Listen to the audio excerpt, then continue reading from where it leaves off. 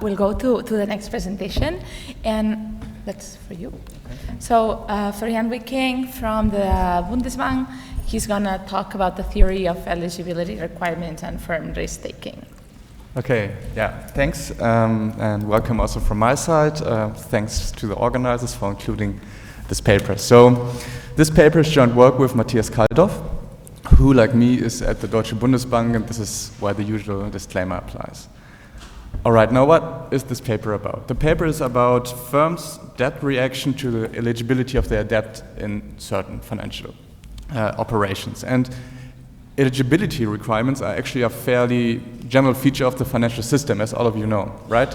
They feature very often in, for example, policy. Think about QE, where certain assets are eligible to be purchased. Think about credit operations. From the central bank, you also have a collateral framework there, and again, against haircuts and for certain qualities, certain assets are eligible to be used to gain liquidity. And this is not only for the public operations here. You also find eligibility requirements, for example, when you look at pension funds, at investment funds that have a certain mandate to invest above, I don't know, a certain quality, or for a certain quality. So they're in a sense part of the plumbing of the financial system, and as I said, they're very often also formulated in terms of maximum default risk requirements that they must not violate. And while they are usually a more sluggish instrument, there are times when they are actually adjusted. And we will zoom in on one particular instant where eligibility requirements were adjusted, and we will look at what the ECB did to corporate collateral in 2008. It lowered, in the face of the financial crisis and with the desire to give banks access to liquidity, it lowered the rating threshold for this type of collateral from A to BBB. And in a sense, the regulator's perspective here, or the trade-off that they usually take for such an operation is that on the one hand, you obviously want that there's a sufficient amount of eligible assets to ensure that access to liquidity is ensured, so collateral is not scarce.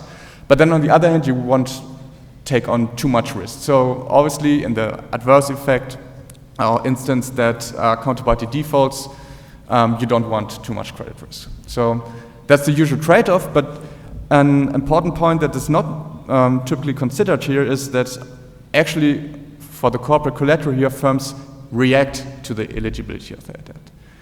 And this affects the trade-off in a sense. And the mechanism is actually fairly intuitive. Obviously, if for banks, these assets are not just an investment object, but they also serve to gain access to liquidity, they're willing to pay a premium on that, an eligibility premium, so to speak. And firms react to that, and the literature, empirical literature, has shown that certain firms actually increase bond issuance and leverage.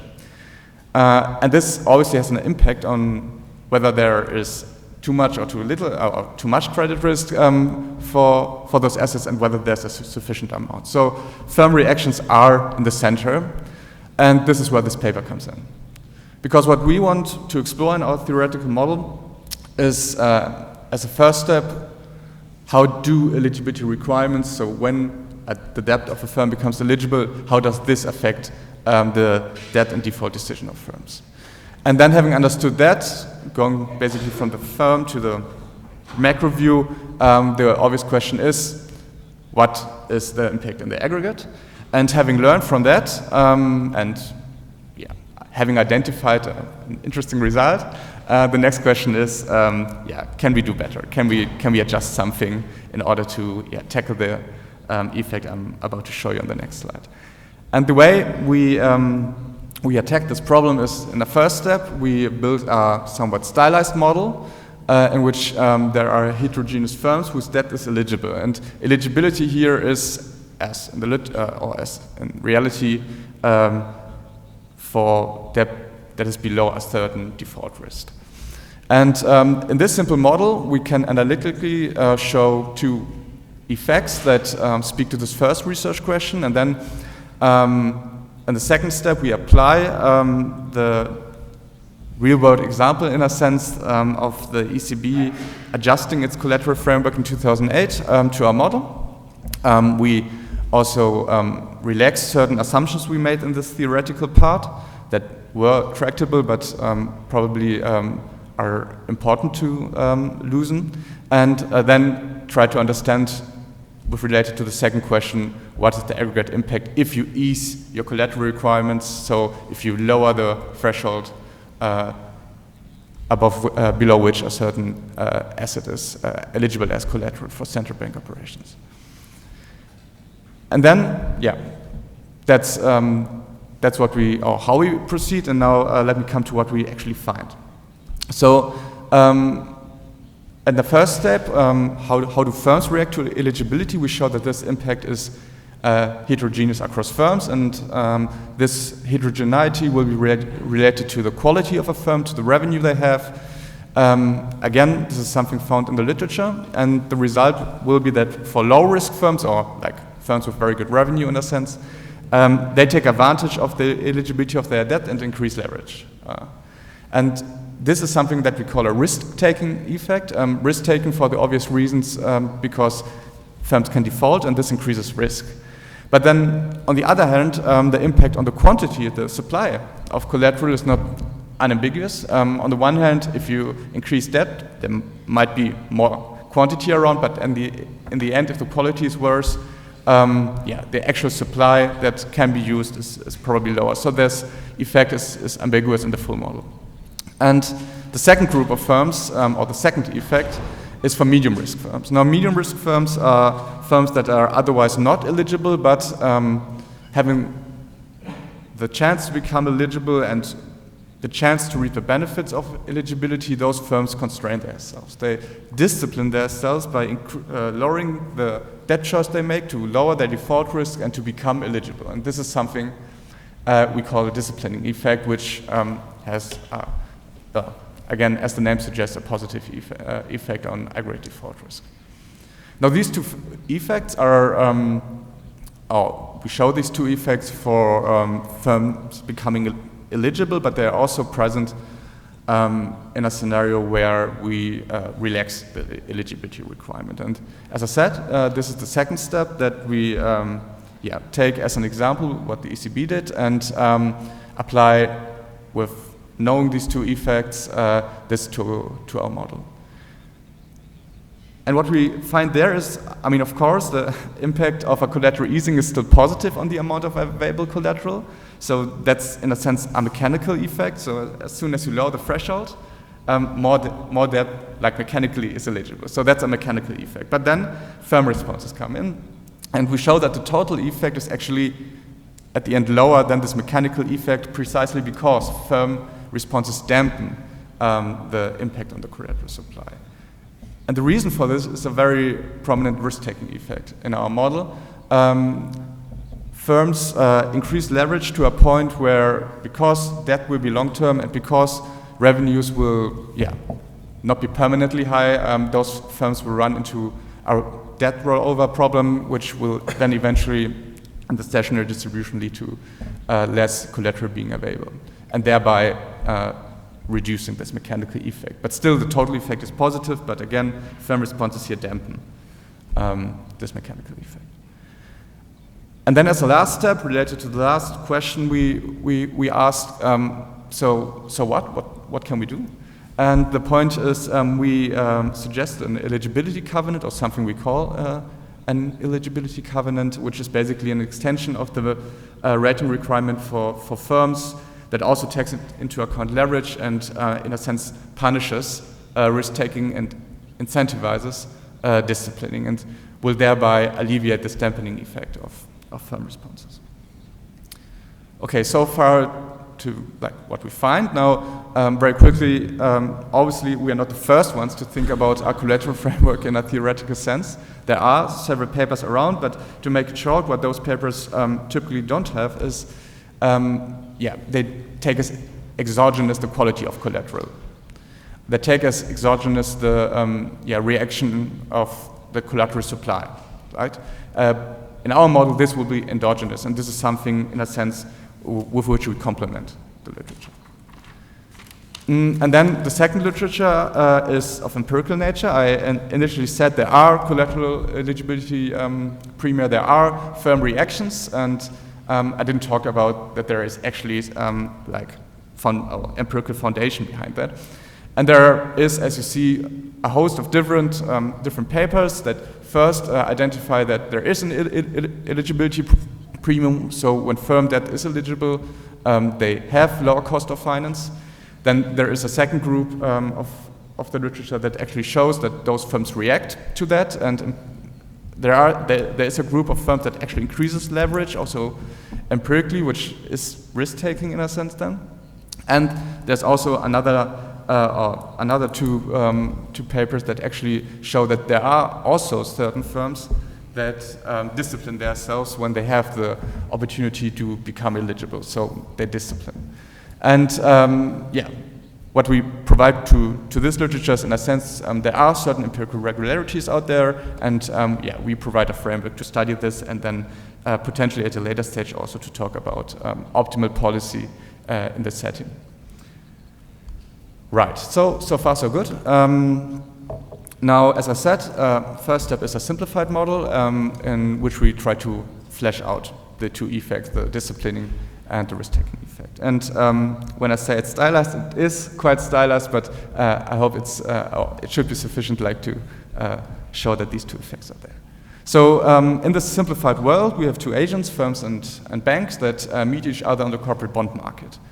And firms issue debt because they're impatient.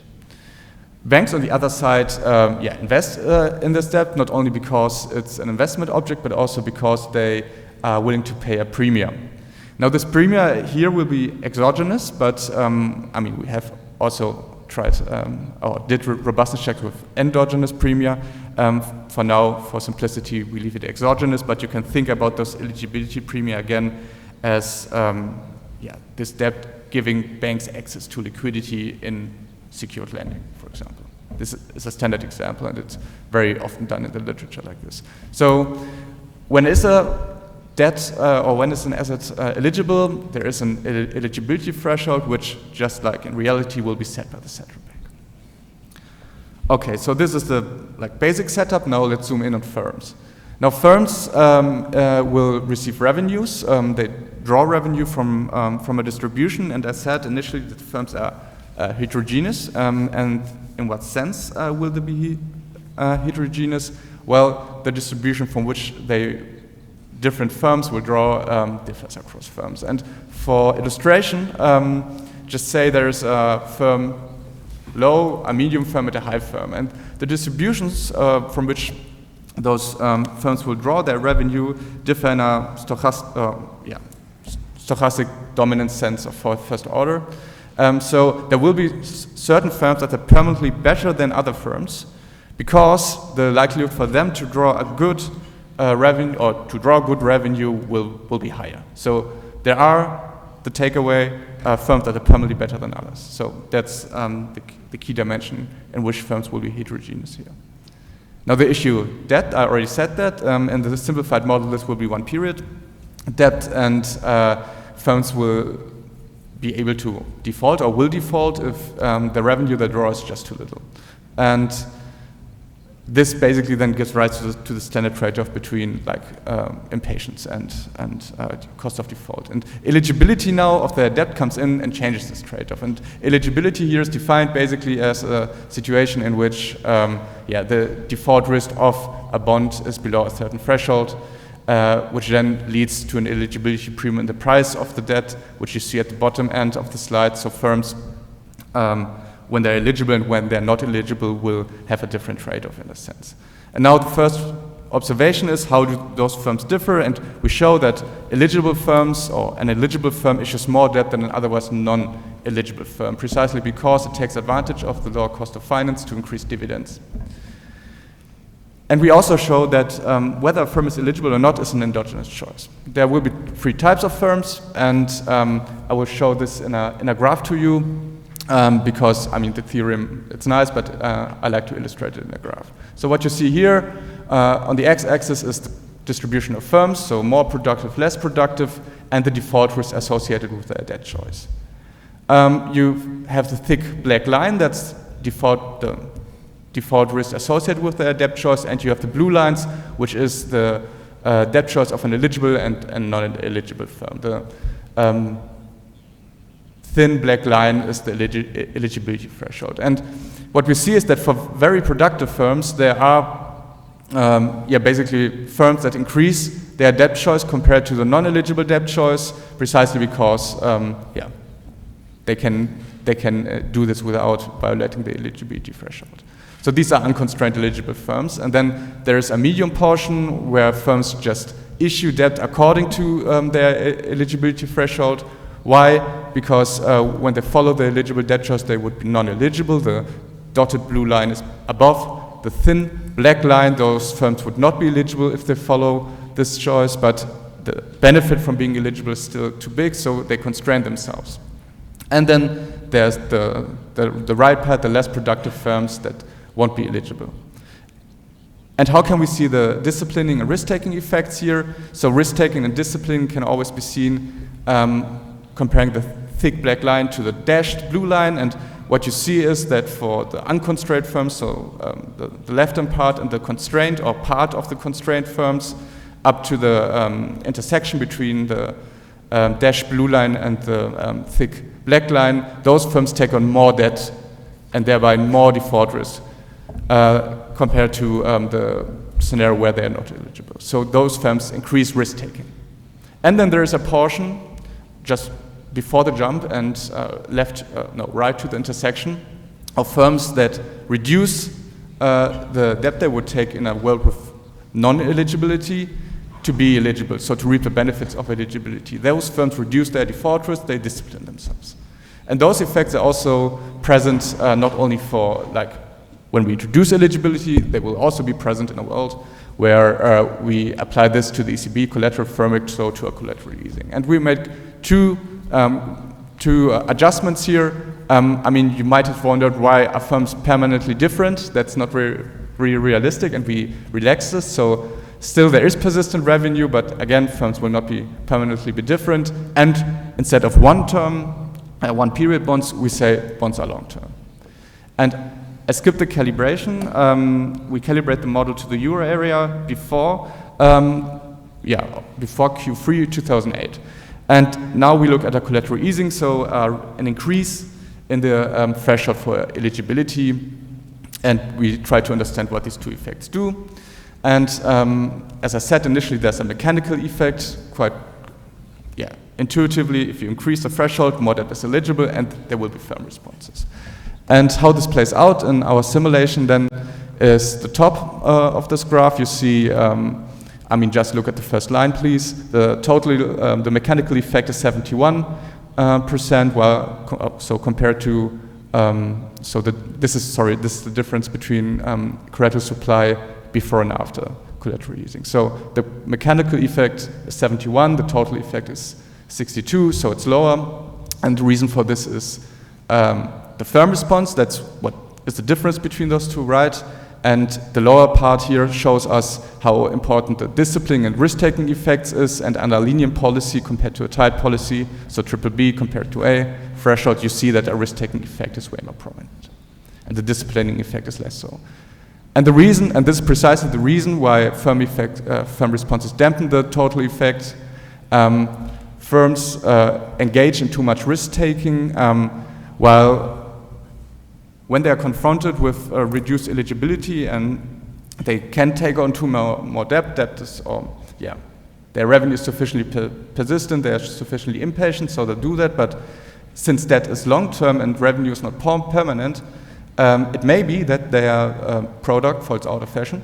They have a draw of bad revenue,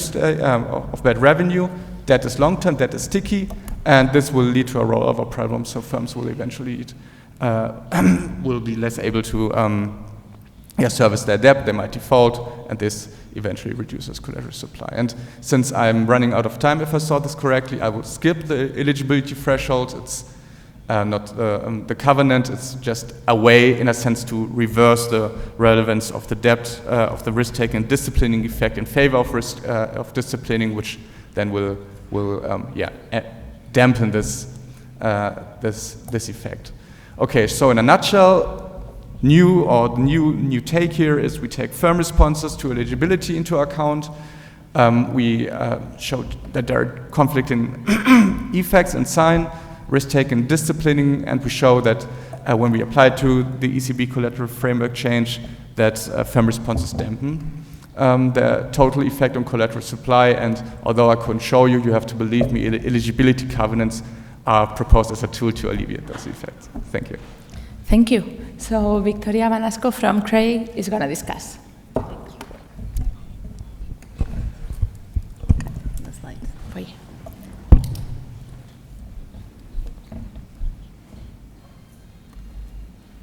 So let me thank the organizers for inviting me to discuss this paper, whose title I think has changed, or I guess I have a simple title, A Theory of Eligibility. We saw a very good overview of the paper, so I'll be quick. So this paper studies the implications of having eligibility criteria for assets to act as collateral. And why is this important? Basically, the way these eligibility criteria work, they introduce sort of this discontinuous jump in the valuation of bonds, and this is going to create some sort of distortions in firm behaviors. So it seems very important to understand how large and how important these distortions are, and that's exactly what this paper is trying to quantify. So the questions that they address, it's first, how are firms' choices distorted by these criteria, eligibility criteria for collateral? And then the distortions are relatively easy to characterize, but then the real question is, where are these quantitatively important? Okay, and for this we need to think about the data, the distribution of firms, what type of firms do we have in a given economy. And then once we understand how important these distortions are, then we can sort of take a step back and think, well, then how should we set eligibility criteria? Okay. So let me just address the questions that they do one by one, and I'll sprinkle my comments throughout. So the first is understanding simply how firms' choices are distorted once you introduce this eligibility criteria, okay? And the way really to understand this is the stylized model that they have. So I'm going to be even more stylized, but let's think we have a lot of firms with heterogeneous revenue processes that we can index by S. And these firms are going to issue debt, BS. It's going to have some price, Q of B, conditional on S. And they're going to issue debt to patient, risk-neutral, competitive banks. Okay? Firms are going to default when their revenues are not enough to pay these debts in full. And the probability of default is just simply what's the probability that the revenues fall below your debt obligations. So that's the CDF F of B. Okay?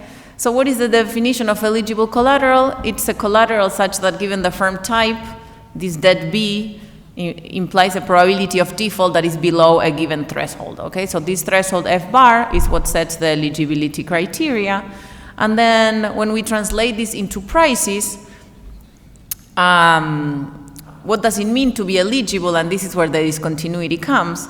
Well, when you're eligible, basically you get this premium L.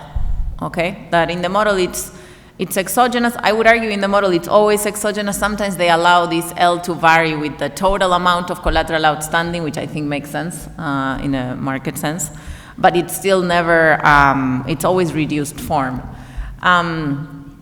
So, what is this price? Well, if there's no default, you get a unit 1. So the price without eligibility criteria would be just probability of survival of these firms.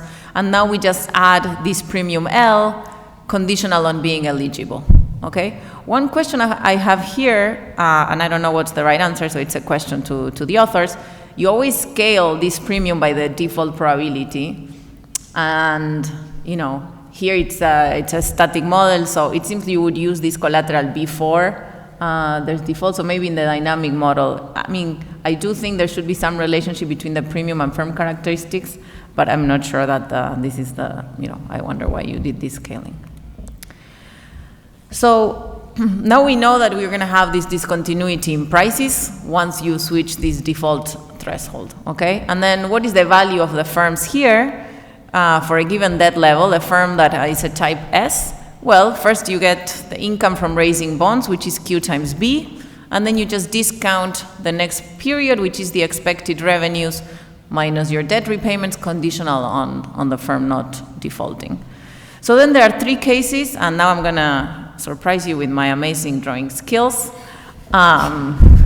So there are 3 cases, which I wish they were like drawn like this in the paper, because the paper has lots of graphs, but they all seem more confusing to me than this one. So there are 3 cases. So here I'm just plotting the value function of these firms and how they vary with V, okay? So we should think that this is like usually it's like a concave function, but here at some point we're just gonna have a discontinuity that jumps downwards, okay?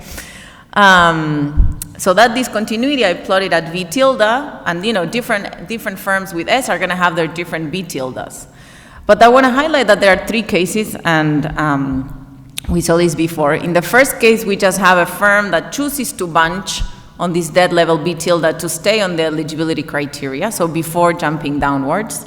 Then we could have firms that already are at their optimum and are eligible, okay? So they're not bunching at the threshold. And then we have the case 3, which is interesting firms. These are the riskier firms, less productive firms in the economy, which basically they are choosing not to be eligible. It's too costly for them to reduce their debt too much, so they're at an optimum not being eligible. So case 1 is what is called eligible unconstrained, case 2 is eligible but unconstrained, and case 3 is non-eligible. Now these distinctions is also interesting to understanding the comparative statistics. What happens if you relax this eligibility criteria? Well, in the first case, clearly, if I'm constrained and you're increasing my threshold, everyone will increase their debt with their threshold. In case 2, there's no reaction. And in case 3, it's an interesting case where this is what I did there with my little arrow. In case 2, what could happen is that if eligibility criteria is relaxed, before it was too costly for this firm to contract debt, but now it chooses to contract a little bit to become eligible. Okay, so what we see here is that all the forces here in terms of stock of collateral push into, if you relax eligibility criteria, there's always a weekly increasing debt of eligible firms, and some non-eligible firms might choose to become eligible. And then some firms are increasing their debt, but some firms are reducing. This is what they call risk-taking and disciplining effect. Okay, that's what I just said. So then the question is, okay, now we understand how each individual firm might respond, then we just need to sort of aggregate this and construct an integral and see what it means, okay? So as I said on this simple model, there's always more collateral, but in terms of overall risk, it's not so clear because some firms are increasing their leverage, but some firms are reducing their leverage. And then when we are looking at aggregates, this is really when you need to go to the data. It's about what distribution of firms do we have, how many firms do we have bunching, how many firms do we have that are eligible. So this is where they do a quantitative model, and they're going to extend it. They're going to extend the model a bit. They're going to introduce long-term debt. They're going to introduce persistence of revenues, and that's what's going to draw the heterogeneity, and they're going to apply this to the ECB collateral easing policy. So the quantitative exercise gives a result that I'm not sure I fully understand, so maybe this is something which is interesting. The idea is, there's a mechanical force, of course, no? If you allow more assets to be collateral, then more assets will be collateral. But then what they find is that the response of firms dampens this effect, okay? This wasn't necessarily happening in the static model. In the static model, you always have more collateral. Here, somehow, you end up having less collateral, and the default risk increases. I think this is very natural, okay? But this dampening effect, I'll come back to it a bit more. So the part of the paper where the characterization of how this collateral premium L affects firm responses, I think it's quite straightforward. I do think maybe it would be worth it to think more about eligibility, and because it's not really a necessary condition to be good collateral. There might be other firm characteristics that make you good collateral, so it's useful to be eligible, but maybe you need something else, and that will affect your premium. And I guess my point is I really struggle to grasp this mechanism, because there is more stock of debt, so it has to be coming through the value of collateral falling, which I think is what you emphasize. It's somehow we end up with more debt, which will cause more defaults in the future, but somehow we're not capturing this now. So I don't have time, so let me just continue with this discussion, because then what you do is to say, well, how can I deal with this dampening effect? On top of the default probabilities, I'll put a bound on debt levels. But it seems that you're doing that because you want to restrict default probabilities, which is something that you're controlling directly. So I think one thing we could learn maybe from this paper, I think maybe what you should do is do not set your eligibility criteria on short-term default probabilities. Maybe you need to set them on a longer default probabilities, and maybe how long. I'm not sure exactly how it operates now. I'm not sure at ratings what's their horizon, but it seems that that's really the key, no? That the eligibility is been looking at whether you'll default tomorrow, but that might increase the chances that you'll default in 4 periods from now. And through prices, somehow that lowers the value of the stock of collateral, which has indeed increased. Okay, so let me just say, I think this paper addresses a very important question. We care about how much collateral there is outstanding because it affects the functioning of the financial system, but we also care about firms and whether they are highly indebted or whether they have access to funding and investing. I think just as a comment, I think more intuition on these quantitative results would be useful. And I think it's good that you changed the title, because I think otherwise you need more work on the theory to call it a theory of eligibility. Thank you. Thank you. So do you want to reply to some of the comments? Yeah, thanks. Well, first of all, thanks for the comments. They're well appreciated, and I'm happy that you noted the change of the title, because this is something we also thought. Okay, but now, seriously, let me respond to a few comments. So, yeah, first of all, I mean, you rightly pointed out that this eligibility premium is exogenous. I mean, as I said, we did robustness checks on that, and I mean, it has a certain impact, obviously, but it didn't change the substance. So that's it. And you also asked why actually this premium varies in default risk. Well, this is something we observe empirically. So that's this. And I also take from your comments that probably, I think you said the graphs are confusing sometimes, something like that. Yeah. So yeah. Then I take this as a good comment, or as a point to think about the exposition a little bit more. Thanks for that. Now, concerning the difference between the full and the small model, let me just emphasize. I mean, it's true in the small model, actually. Reduction of the eligibility threshold and easing would increase the supply of collateral, but this is only because we have short-term debt and we have permanently different revenues. So firms will never run into this rollover problem. So when we change this part or this result also changes. And yeah, and then yeah, let me read my writing. Yeah, and then probably finally this comment on the covenant. I mean, the idea of the covenant is, or the problem here is that the debt choice is not sustainable. And some firms, they might have high revenue, but also high debt. They react to that, make risk-taking, but then they have this rollover problem. So it's precisely about the sustainability of debt. So interestingly, yeah, we can also, I mean, this covenant tries to address this, but now as you said, it probably thinking about long-term instead of short-term default probabilities as we do might be also an interesting angle. So thanks for that. Thank you. So comments, questions? Oh, you have a lot. Okay, David. Hi, thanks a lot for the nice paper. I was wondering if there would be an extra effect when we're thinking about risk-taking it, and it's who's the holder of the asset.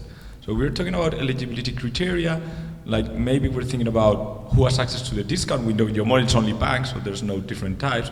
But this could also change. You know, you could have like direct market finance versus banks, and this could give incentives of the initial holder. And you know, if that's the case, then this could also affect different incentives to monitor of banks because they have different technologies or something like that. But this is more for the overall risk-taking effect. It's if there could be this change in who holds the assets and hence maybe how the risk. Let's get some comments together so that he can reply to all of you. I'm going to piggyback exactly on what David started. So you talk a lot about the supply of this newly eligible debt, and I wonder whether you could talk more about the demand for this. Specifically, you probably have the data to show how much of these banks started pledging with the ECB to actually see what's the uptake. And specifically, coming back to the covenant, I wonder that another way this could work is through haircuts. So if the haircuts are very large, this could also disincentivize the banks to purchase this debt, and that would be interesting to explore as well. Julian?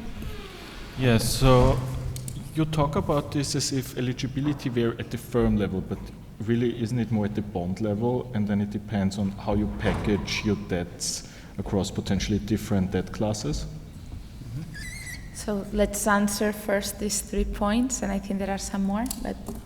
Yeah, okay, so first of all, I mean, the first question was also a comment, right? So what if there are other holders of this debt?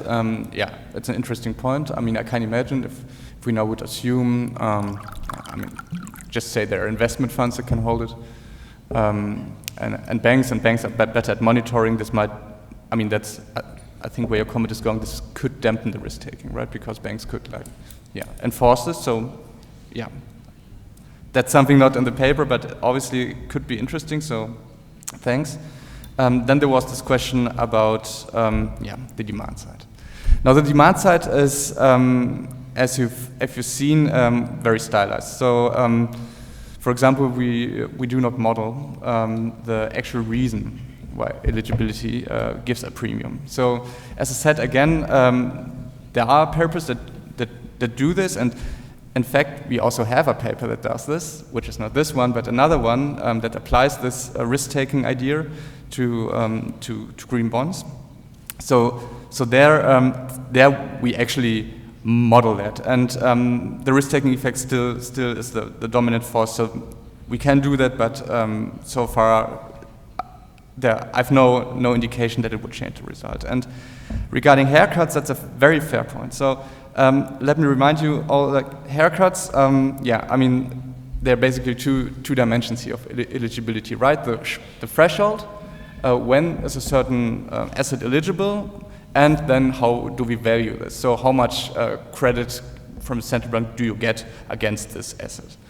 A haircut typically smaller than one would have the same effect, in a sense, on the firm, the premium it can get, because it enters the pricing of the bank. So, so from the firm side, probably not too different, and this is again in this other paper.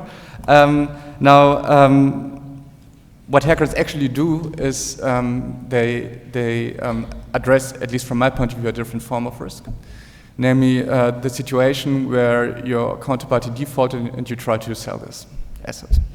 And probably there are liquidity problems, so you have a haircut ex ante to basically, yeah, don't have too much exposure here. So a haircut is, in a sense, tackling a different problem. This problem of liquidity when selling the asset. And again, haircuts, I think, do not. I mean, you made that comment in relation to the covenant. Haircuts do not provide that strong an incentive to reduce risk taking than the covenant. Why? Because even if you apply a haircut of, I don't know, 40%, you still have left some incentives to lever up. Whereas when your eligibility vanishes, for example, with this covenant, the incentive is stronger. So this is how I see this. And then regarding to Julian's comment, thanks. So indeed, I mean, it's not only that we have default risk in the model as a friction. I mean, implicitly we are also assuming you cannot package that in order to create this risk-free asset from the firm debt. So this is implicit, and yeah, probably we should make that clearer. Thanks. So if you want this time for one more comment, I'm looking at that side just in case they want. Okay. Yes. So it's just reiterating on Victoria's point on being a bit puzzled by risk-taking eventually leads not to the increase in the supply of eligible collateral, but the decrease. And what I understood, I think that sounded very paradoxical in your summary, and then in the second time, But then you mentioned that there is this rollover risk. So it seems that eventually the short-run effect will be an increase in the supply of collateral, but then eventually your firms default and die. So in some sort of a steady state, reach after sufficiently many periods, the supply of collateral is lower.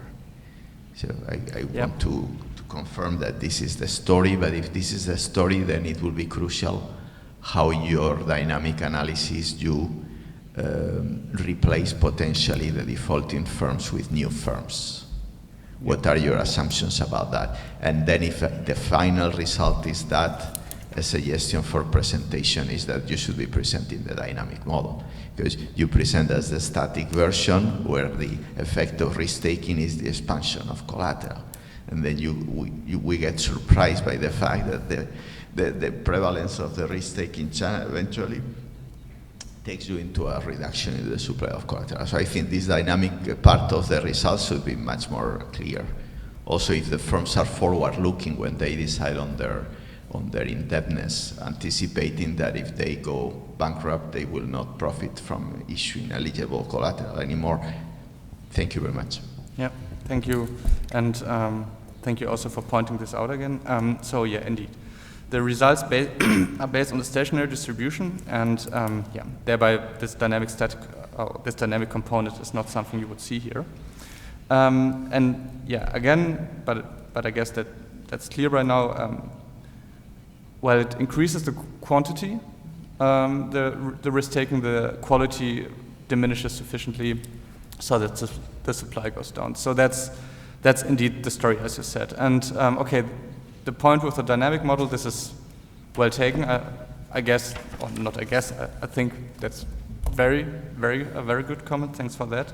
Now regarding the assumption on what happens if a firm defaults. So at the moment, in order to have, in a sense, to have more tractability, we assume firms are restructured immediately. So there's not an intermediate default period. So basically, the firm defaults, is restructured, and then can enter the bond market again.